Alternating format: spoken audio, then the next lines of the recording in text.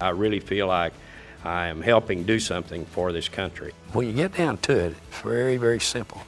This is all about us. In the early Pickens plan ads, the line was, "This is one problem we cannot drill our way out of." It's 5 years later. Things have changed, and thanks to hydraulic fracking, we're drilling like crazy. And the oil and gas boom has transformed America's energy landscape. From Pennsylvania to North Dakota, from Texas to California. If I left anybody out, I'll come back to later. And for the first time in decades, America is actually exporting energy. So, thinking about natural gas, oil, solar, wind, climate change, globalization, you name it, what do you see as the greatest challenges and the greatest opportunities to get the United States of America to full energy I disagree with the statement that we can't drill our way out of this. Actually, we can, and we are drilling our way out of this. And Boone has been very involved in the development of another huge development called horizontal drilling, which allows us to go, and you can correct me if I'm wrong on this because you're the geologist, Boone, but we can now go 2 miles deep into the ground, which is an amazing thing to think about, that we have that capacity and know how to do it. And then these wells can go like a spider web in any direction.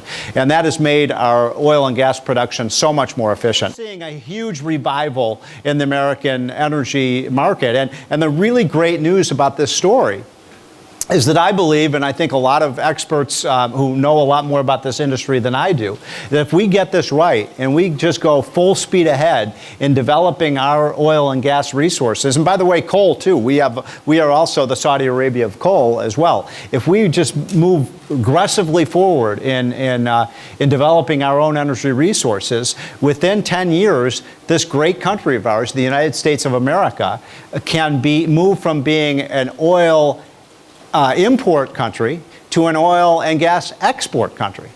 Now, by the way, that deserves some applause, right? I mean, that is an amazing thing to think about.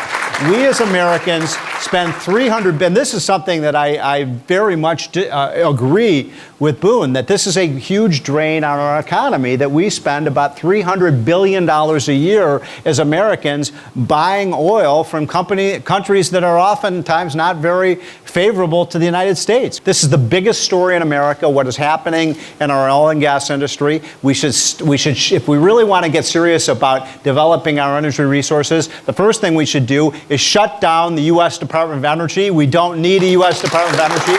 We ought to allow the free market to work, and this is maybe the only area, but a big area where Boone and I may disagree. I don't want any federal government involvement in the energy sector. I want the people who are developing these resources to go full speed ahead and keep the government the hell out of the way. We could make better deals than that. Tomorrow, the president could announce, we do not need any oil from the Mideast. We can cover it here. You ask anybody, military people in particular, I've asked, why do you think you're in the Middle East? It'll always be oil is the answer. We're there for oil. That does not have to happen. So here we are now, 2013.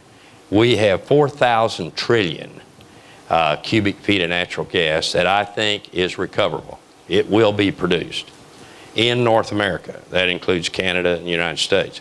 I don't know Mexican, we haven't seen any reserves on them, but this is 4,000 trillion. That is 7 times as much energy as the Saudis have. So my question for you both, when you think about that element of the Pickens plan, is expanding the use of America's natural gas into heavy trucks and fleet vehicles in place of OPEC and oil and diesel and all of that stuff.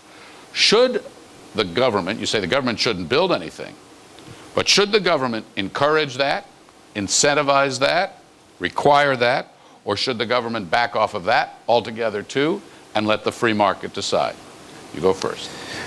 Well, look, I think the government just spoils and destroys everything it touches. So I want the government as far away from this as possible. Now, Boone's plan is to try to build the infrastructure out so that we have service stations around the country and so on. So when you drive up a truck or potentially a car, that you now have service stations that can not just pump oil, or gasoline in your pump, but also that they could put in your tank natural gas. I'm all for that, and the government didn't build the service stations when we moved towards gasoline. I'm not sure that we need the government to build out the infrastructure so that the natural gas comes to these service stations. On the interstate highways, there are over 100, and about 90% of them are mothballed. They have been put in the last year, and when the need for them, they unwrap them. You've got to make the fueling come before the trucks come.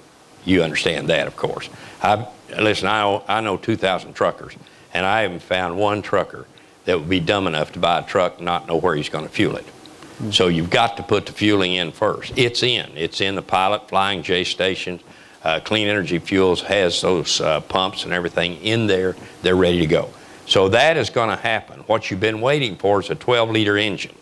The 12-liter engine falls in between the 9.8 and the 15.2.